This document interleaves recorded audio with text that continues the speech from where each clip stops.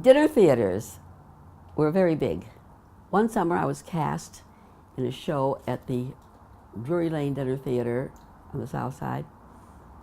The play was written by Gertrude Berg, who wrote the Molly Goldberg series. It was called Dear Me, the Sky is Falling. And the most remarkable thing I remember about that show was we were playing in 1969. And one night came over the loudspeaker that a man was put on the moon. There was a landing. And a hush came over all the actors who were waiting their cues in the green room. Couldn't believe it. And after the show, after we took our curtain calls, Virginia Graham always made a little personal thank you speech to the audience. And she commemorated the day. And that's one thing I'll never forget. It was almost as good as the time when I told you, did I tell you about Eaglesmere, Pennsylvania? Sure I did. That summer, Miss Krause, our director, stayed in a very fancy hotel across the lake, and we cast members had this big cottage on the other side.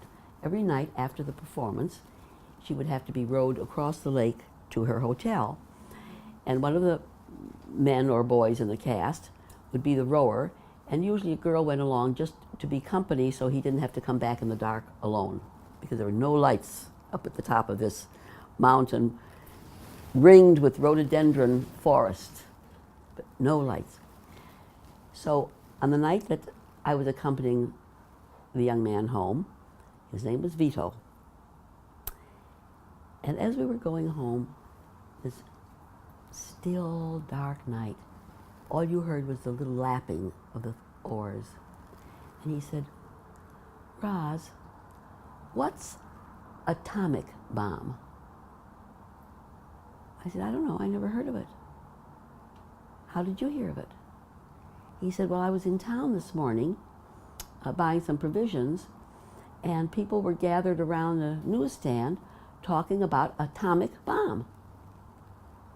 In my mind and in his mind, it was spelled T-O-M-I-K. No idea. We were kind of isolated up there. I don't even know if we had a radio. But we did find out that the atomic bomb had been dropped. And that moment that I first heard that word on that dark, dark lake in that silent night will forever be in my memory. So those two great American dates were marked with me because of theater. Well, in 2004, I was chosen by the Chicago Jewish News to be the Chicagoan of the Year. Now, every year they had a different person being the Chicagoan of the Year. They were educators, they were men of fortune. And this year I was chosen. I guess they needed somebody in the arts, but I was shocked to be so chosen. A photographer came to my house, and I was interviewed by Pauline Yearwood. And the world is so small. Pauline Dupkin Yearwood. Her father, Leonard Dupkin, made the first actors directory in Chicago back in the 40s when the AFTRA union, American Federation of Radio Artists, he made a booklet, a little glossy booklet with everybody's name, picture, and something about them. We used that constantly for contacts because he also had agencies involved. Well, when I first saw her column, I called and asked her if she was Leonard Dupkin. She said, "That was my father." I said, I was in that book when I was in college.